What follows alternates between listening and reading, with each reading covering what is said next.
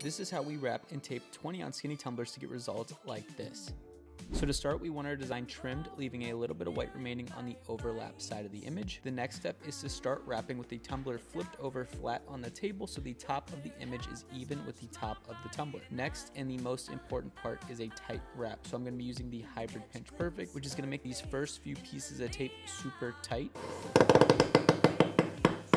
Link for this tool is in the bio. With the tight pieces down, you can tape the rest by hand. I always choose to tape the entire seam line with horizontal pieces of tape, top to bottom. And then once you finish the seam line, apply extra pressure to both the underlap and the overlap seam line. This is a very important step and definitely affects how your seam line looks when finished. We also want to tape the top and bottom using one long piece of tape each. And just like the seam line, we want to go back around the top and bottom and apply extra pressure around the edge of the image. And the last step is to put in the heat press, and hopefully once you're done, you have something that turns out like this.